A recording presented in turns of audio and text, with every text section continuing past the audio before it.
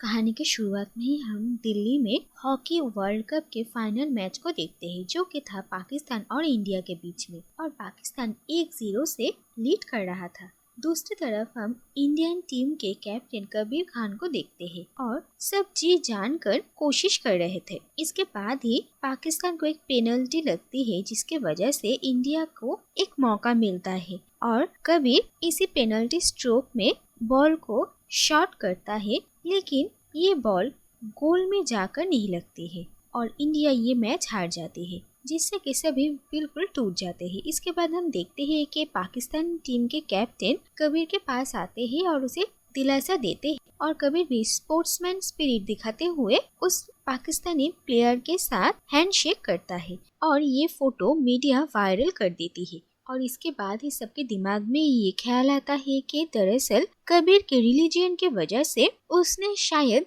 Indian team के साथ गद्दारी की है और वो जानबूझकर ये मैच हार गया है। और इसके बाद से ही कबीर को सभी शक के नजर से देखने लगते हैं और उस पर गद्दार का इल्जाम लगाया गया। यहाँ तक कि कबीर जहाँ पर रहता था वहाँ पर भी उसका रहना मुश्किल हो गया था और वहाँ के आस पड़ोस के लोग कबीर को बिल्कुल भी पसंद नहीं करते थे और मजबूरन कबीर को अपने पुश्तैनी घर छोड़कर अपनी माँ को लेकर किसी और जगह पर जाना पड़ा। इसके बाद हम देखते हैं कि 7 साल बीत चुके हैं और हम इंडियन हॉकी एसोसिएशन के हेड मिस्टर त्रिपाठी को देखते हैं, जो कि फील्ड हॉकी एडवोकेट उत्तम सिंह से मिलते हैं और इंडियन वुमेन्स हॉकी टीम के बारे में डिस्कशन होती है। और त्रिपाठी को लगता है कि वुमेन्स हॉकी टीम की कोई फ्यूचर नहीं है, इसीलिए उन पर पैसा वेस्ट करने की जगह उन्हें मेंस हॉकी टीम के ऊपर फोकस करना चाहिए। लेकिन उत्तम सिंह का ऐसा ख्याल नहीं था और वो कहते हैं कि अगर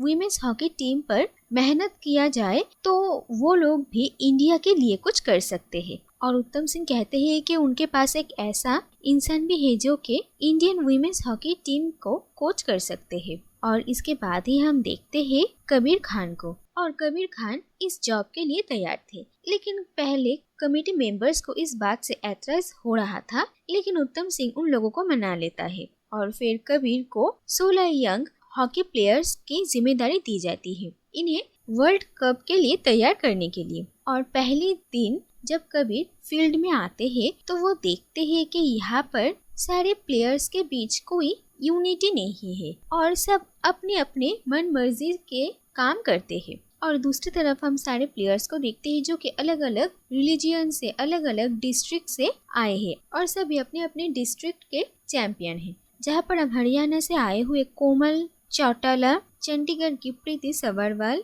पंजाब की बलबीर कौर, कोलकाता से आलिया बोस, झारखंड से रानी दिस्पुट्टा और सोईमोई, और इनके अलावा भी मणिपुर और सदर्न इंडिया से भी प्लेयर्स आए थे। और फिर हम इस टीम के मोस्ट एक्सपीरियंस्ड प्लेयर बिंदिया नायक को देखते हैं और इसके बाद विद्या शर्मा नाम की एक और प्लेयर थी जिसकी शादी हो चुकी है। और हम ये देख पाते हैं कि विद्या के ससुराल वाले उसके शादी होने के बाद भी हॉकी खेलने के खिलाफ और उसे कहीं ना कहीं अपने शादी और करियर के बीच चुनने की नौबत आ जाती है और विद्या हौसला बनाकर खुद का सपना पूरा करने के लिए इंडियन हॉकी टीम में खेलने के लिए आती है। दूसरी तरफ हम देखते हैं कि प्रीति की पर्सनल लाइफ में कुछ प्रॉब्लम्स थे। दरअसल उसका fiance Abhimanyu Singh national cricket team के वाइस कैप्टन थे, लेकिन एक स्पोर्ट्समैन होने के बावजूद भी अभिमन्यु प्रीति को कभी भी इनकरेज नहीं करता था। वो प्रीति को कहता है कि उसका हॉकी करियर कोई मायने ही नहीं रखता और ये उन लोगों की शादीशुदा जिंदगी में फ्यूचर में इफेक्ट डाल सकता है। जो बातें सुनकर प्रीति को बिल्कुल भी अच्छा नहीं लगता है, लेकिन इसके बावजूद भी प्रीति हॉकी खेलने को ही चुनती है। दूसरी तरफ हम देखते हैं कि प्रीति और कोमल के बीच हमेशा झगड़ा होता था और बलबीर बाकी शांत लड़कियों को बुली किया करती थी। और कबीर देखते हैं कि इन लोगों को मैनेज करके ट्रेनिंग देना बहुत ही मुश्किल का काम है और कबीर कुछ रूल्स बनाते हैं और इन रूल्स को जो भी फॉलो नहीं करता है उन्हें वो फील्ड के बाहर भेज दिया करते थे और इसमें हमेशा विंध्या नायक होती थी। इसके बाद देखा जाता है कि धीरे धीरे कबीर इन सारे प्लेयर्स को ट्रेनिंग देना शुरू करते हैं और दूसरी तरफ ये देखा जाता है कि कबीर इस टीम के कैप्टन विद्या शर्मा को बनाते हैं, जिस बात से विंध्या को काफी गुस्सा आता है, क्योंकि उसे लगा था कि उसके एक्सपीरियंस को देखते हुए उसे एक कैप्टन बनाया जाएगा, लेकिन कबीर ऐसा नहीं करता, जिसकी वजह से विंध्या बहुत गुस्सा होती है और वो बाकी प्लेयर्स को कबीर के खिलाफ भड़काने लगती है, जिससे कि वो लोग डिस्ट्रैक्ट हो जाए और कबीर इन लोगों को कोच ना कर सके। और हम देखते हैं कि कबीर ट्रेनिंग के लिए बहुत ही स्ट्रिक्ट थे और कबीर के इतने स्ट्रिक्ट रवैये को देखकर सभी परेशान हो जाते हैं और सारे प्लेयर्स मिलकर ये तय करते हैं कि वो लोग कोच बदलने के लिए अपील करेंगे। और जब कबीर ये देखते हैं कि प्लेयर्स उसे पसंद नहीं कर रहे हैं, तो कबीर खुद ही रिजाइन करने के लिए तैयार हो जाते हैं। लेकिन अपने जाने से पहले कबीर इन सबको ट्रीट देना चाहते थे, इसीलिए ये इन लोगों को एक रेस्टोरेंट लेकर जाते हैं, जहाँ पर सभी लंच कर रहे थे। लेकिन तभी कुछ लोकल लड़के वहाँ पर मौजूद मेरी नाम की एक प्लेयर को छेड़ता है और ये बात देखकर बलबीर, जिसका मेरी के साथ झगड़ा होता था, वो सबसे पहले खड़ी होती है और आवाज उठाती है। और इसके बाद ही देखा जाता है कि वहाँ पर मौजूद सभी प्लेयर से एक एक करके उठते हैं और उन लड़कों को मारते हैं। और ये देखकर कबीर बहुत खुश होते हैं कि फाइनली अब ये सब एक टीम बन चुके हैं और एक दूसरे की मदद के लिए खड़े हैं।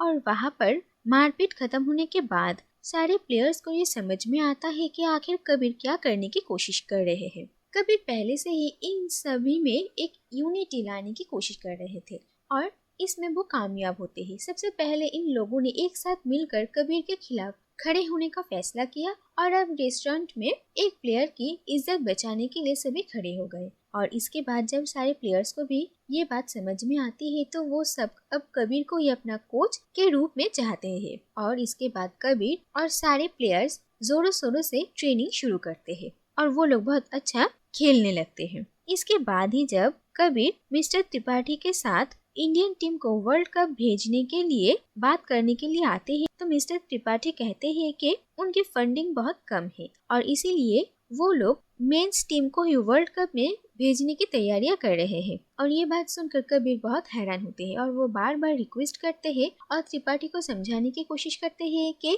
इन लड़कियों ने बहुत मेहनत की है और इन्हें अगर वर्ल्ड कप में भेजा जाएगा तो वो लोग जीत भी सकते हैं। और इसके बाद त्रिपाठी कबीर के सामने एक शर्त रखते हैं। वो कहते हैं कि मेंस हॉकी टीम के साथ वीमेंस हॉकी टीम का एक मैच रखा जाएगा और अगर वीमेंस टीम इस मैच को जीत जाएंगे तो वो उन्हें वर्ल्ड कप में भेजेंगे। और कबीर को पता था कि ये मैच बराबरी में नहीं है, लेकिन फिर भी वो एक मौका लेने के लिए इस मैच के लिए तैयार हो जाते हैं। और फिर मेंस टीम के साथ वीमेंस टीम की हॉकी मैच शुरू होती है और वीमेंस टीम इस मैच में हार जाती है, लेकिन वो लोग बहुत अच्छा परफॉर्म करते हैं, जिस बात से मेंस टीम भी उन्हें अप्रिशिएट करती है। और ये मैच देखकर त्रिपाठी को वीमेंस टीम को वर्ल्ड कप में भेजने के लिए मानना ही पड़ता है। और इसके बाद हम देखते हैं कि कबीर अपने पूरे टीम को लेकर ऑस्ट्रेलिया वर्ल्ड कप के लिए आते हैं। और यहाँ पर हम देखते हैं कि बिंदिया अभी भी